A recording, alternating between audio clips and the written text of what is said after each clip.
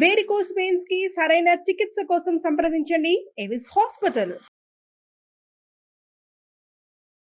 నమస్తే, welcome to Suman TV. ప్రస్తుతం మనతో పాటు మాడుగుల శివప్రసాద్ గురువు గారు ఉన్నారు. వీరితో ఈ రోజు కొన్ని విషయాన్ని మనం చర్చిద్దాం. గురుగారు నమస్తే అండి. ఆశీర్వచనం తల్లి.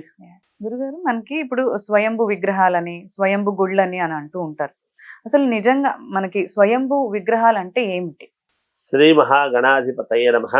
ఐం మహాసరస్వత్యే నమః. శ్రీ లలితాంబికాదేవియే నమః. స్వయంభూ దేవాలయాలు అంటే ఏమిటి?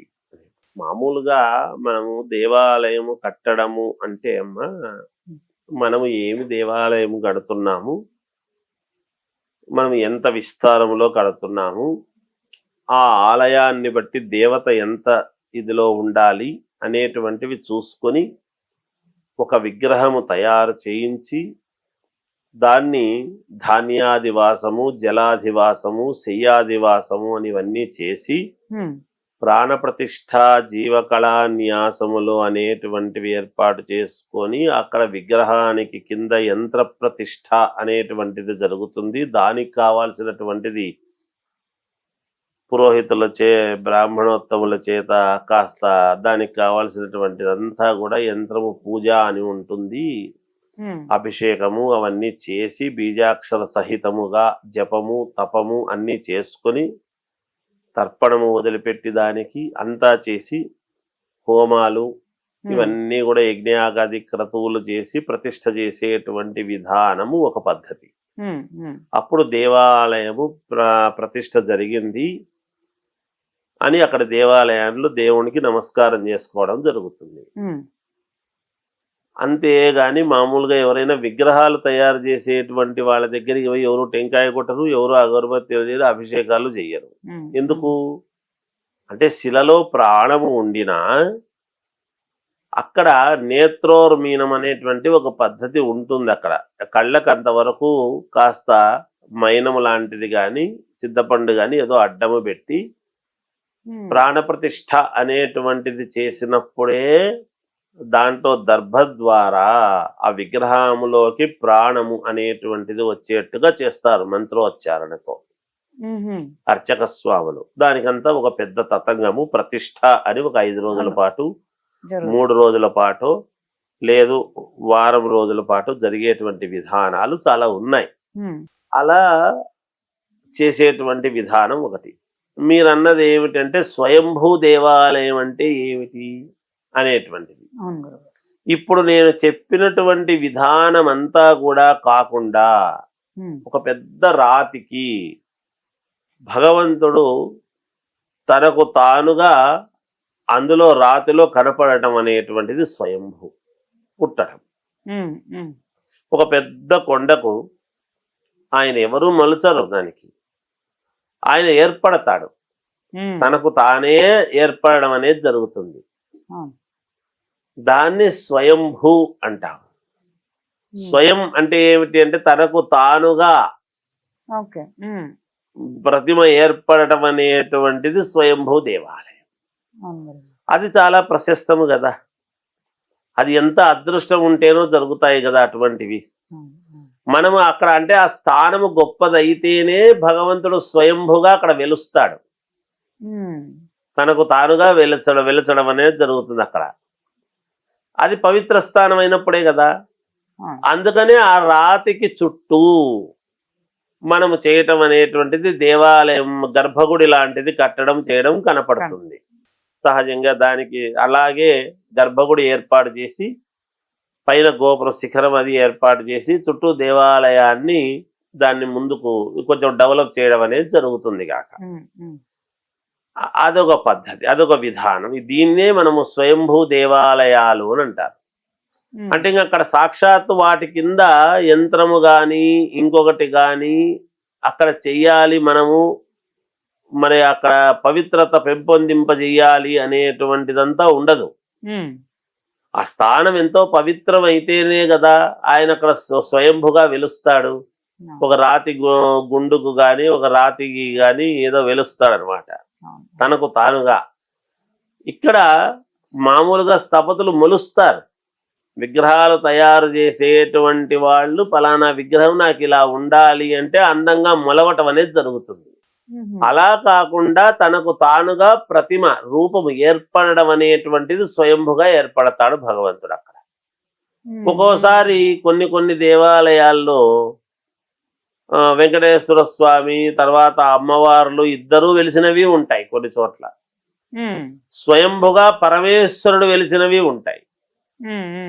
స్వయంభూగా ఆయనకు ఆయనే ఒక లింగాకారముతో అక్కడ ఏర్పడతాడు.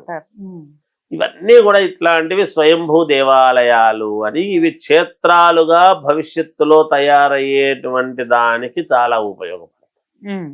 ఇటువంటివన్నీ కూడా ఎంతో పరమ పుణ్యప్రదం అయితేనే కదా స్వయంభూ అనేటువంటి మాట పదం వస్తుంది, లేకపోతే ఎందుకు వస్తుంది? రాదు. ఇప్పుడు మనకు అంత దూరం ఎందుకు? ఇప్పుడు మనం ఇక్కడే హైదరాబాదులోనే తాడుబందు ఆంజనేయ స్వామి పెద్ద రాతికి ఉంటాడు, అది స్వయంభూనే. పెద్ద గుండు వెనకాల కూడా గుండు ఉంటుందంతా. ఆ రాతికి దానికి గర్భగుడిగా తయారు చేసి అన్ని చేశారు కాబట్టి అలా ప్రదక్షిణలు చేస్తారు. అది ఇంకా పరమ పుణ్యప్రదం. దాని దగ్గర మళ్ళీ మామూలుగా ఇంకా గర్భగుడిలో మేలు జరగటానికని నిత్యము అనుష్ఠానం కోసమని శ్రీచక్రము యంత్రాలు అవి పెట్టుకొని నిరంతరము అక్కడ అర్చక స్వాములు చేసేటువంటిది చేస్తారు. ఎందుకు? మనము దేవాలయానికి వెళ్ళిన ప్రతి వాళ్లకు కూడా మేలు జరగాలి అంటే ఆ దేవాలయంలో ముందు పవిత్రత రావాలి. అబ్బాయి నాకు ఇక్కడికి వెళితే నాకు మేలు జరుగుతుంది. ఎందువల్ల మేలు జరుగుతుంది? మనం ఈ రోజుల్లో మాట్లాడుకుంటున్నాం, రాతి విగ్రహంగా చూస్తున్నాం. మనం రాతి విగ్రహంగా చూడటానికి లేదు, అందులో ప్రాణం ఉన్నది.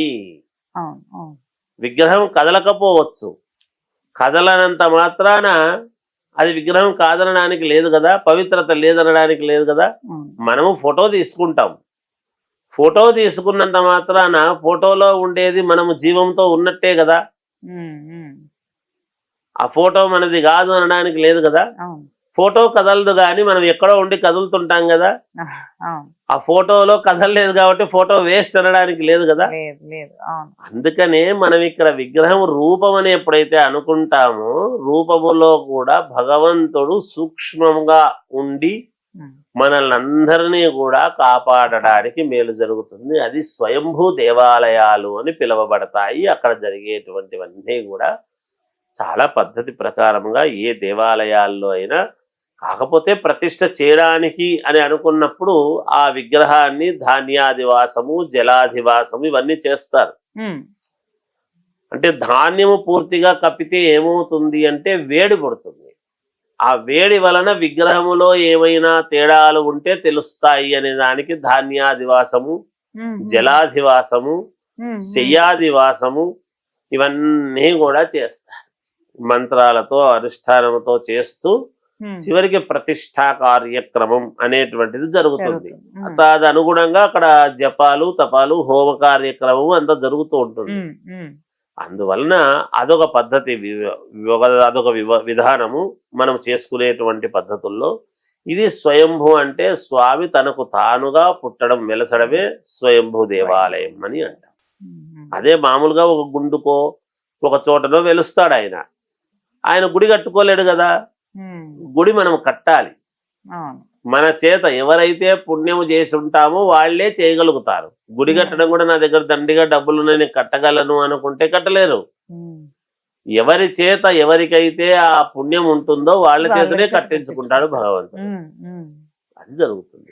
ఏది శక్తివంతం అంటారు గురుగారు? అంటే స్వయంభువా లేకపోతే మీరు అన్నట్టు ప్రతిష్ఠించిందా? రెండు శక్తివంతమేనమ్మా. కాకపోతే స్వయంభూ అనేటప్పటికీ మనకు మనసులో ఏమవుతుంది అంటే తనకు తాను వెలిసినాడు కదా అని అనుకుంటాము. అనుకున్న దానికైనా కూడా ఇక్కడ అర్చక స్వాములు నిరంతరము ఆ ప్రతిభ అక్కడ ఉండేట్టుగా చేస్తారు.